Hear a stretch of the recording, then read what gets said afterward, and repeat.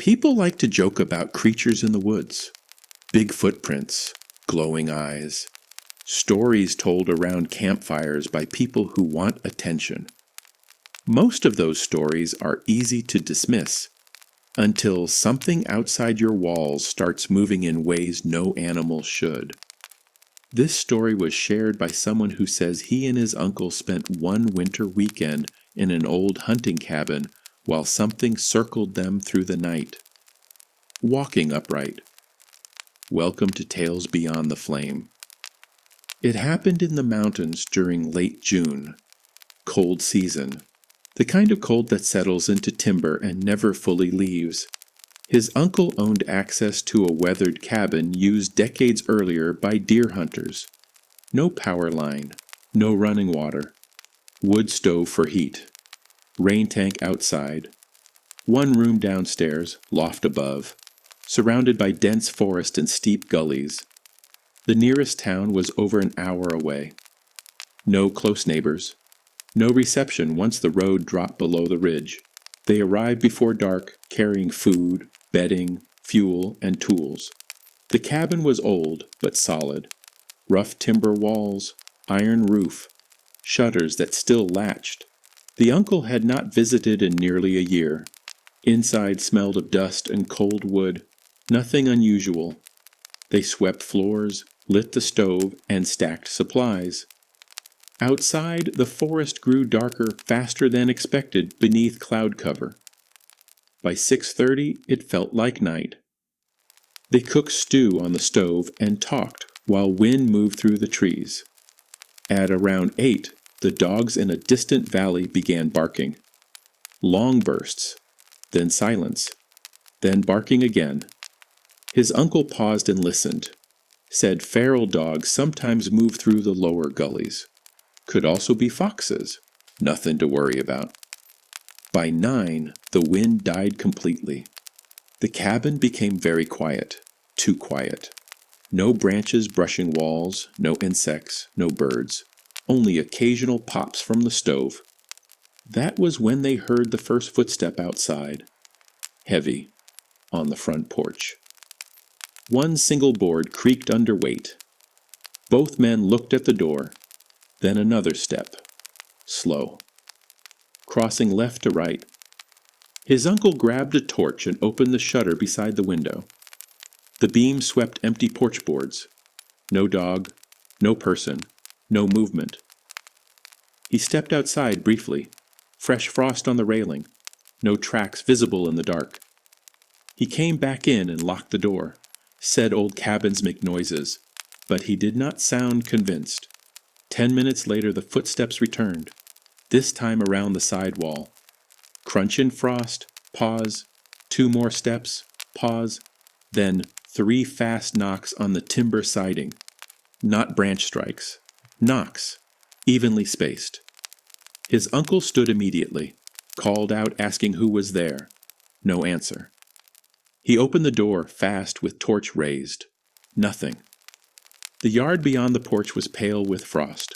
Still no movement. Then from behind the cabin came a long, low growl. Not close enough to place, not far enough to ignore.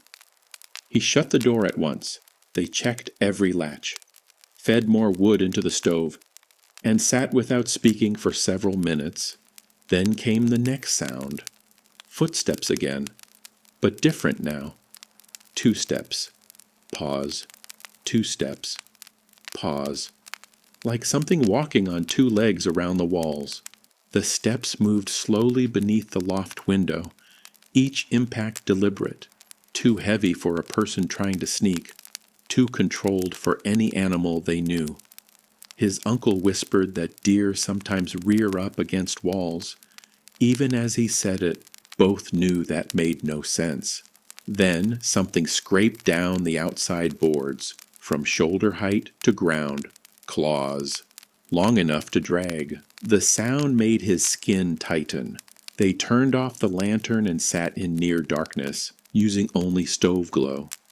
Maybe if the cabin looked empty, whatever it was would leave. Instead, the footsteps stopped directly outside the front door. Silence followed. Then a weight leaned against it. The timber door groaned inward. Not enough to break, enough to test. His uncle shoved a chair under the handle. The pressure eased. Then came breathing, slow, wet. Through the gap beneath the door. The smell followed next. Rotting meat and damp fur. It lingered several seconds before retreating. The footsteps resumed toward the porch stairs, then stopped. A loud thump landed on the roof.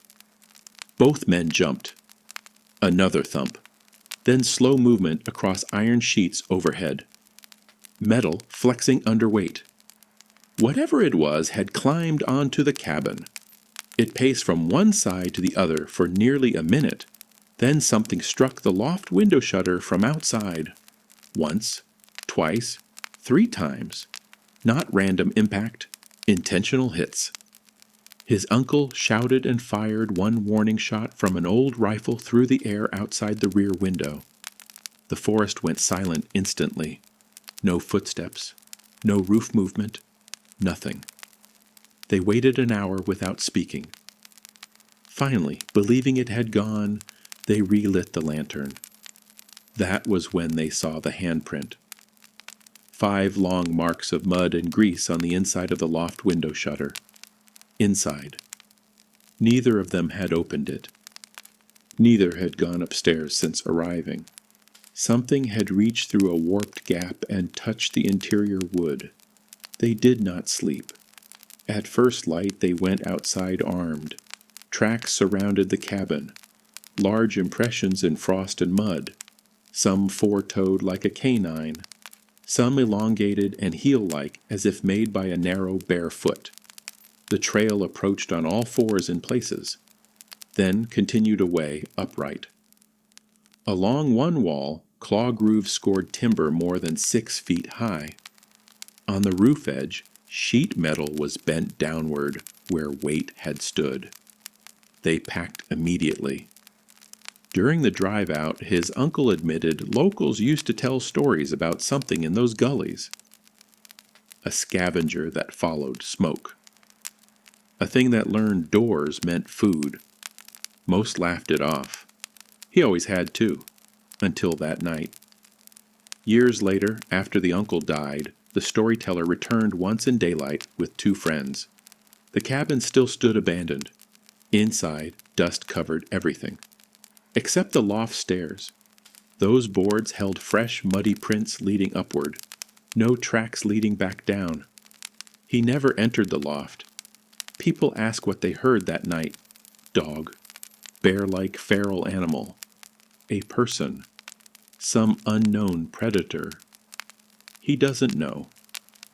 But he knows ordinary animals do not circle houses knocking on walls.